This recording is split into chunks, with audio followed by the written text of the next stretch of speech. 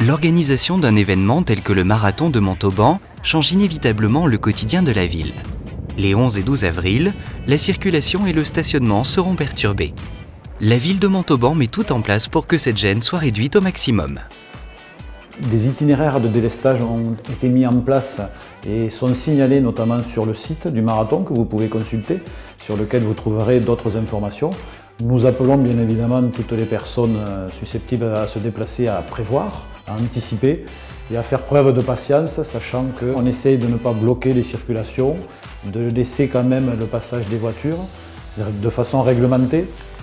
Pour faciliter l'accès à l'esplanade des Fontaines, un système de navettes a été mis en place. Les coureurs, les accompagnants et le public peuvent les utiliser gratuitement. Nous avons mis en place, comme chaque année, un système de navettes. Il y a 3 gares de navettes. Vous avez une première navette qui se situe au niveau de l'avenue Fernand Bellondrade, au niveau des entreprises Sodial. Vous avez une gare à navette qui est avenue de Paris, donc qui permet aussi de revenir vers le centre-ville. Et la troisième et dernière gare à navette qui se trouve sur la route de Castel-Sarrazin et l'avenue de Gasseras, au niveau de la zone de covoiturage qu'il y a au bas du pont de l'Avenir. Les curieux et les familles sont de plus en plus nombreux à venir encourager les participants. Voici quelques points de passage accessibles à pied.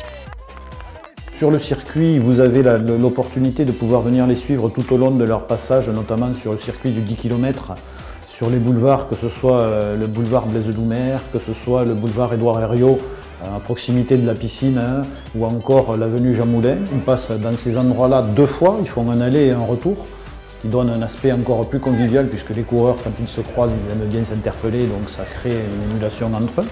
Pour aller voir, par exemple, passer tout ce qui est semi-marathonien, marathonien et marathon à relais, vous avez bien évidemment la possibilité de venir les voir passer sur la Coulée Verte, qui est un lieu de promenade classique et traditionnel à Montauban. Pour les marathoniens, vous avez un endroit particulier qui est toujours intéressant de visiter, qui est le Port Canal, où vous pouvez venir voir aussi les coureurs qui passeront à ce niveau-là en fin de parcours, puisque ce sont sur les derniers kilomètres de leur épreuve.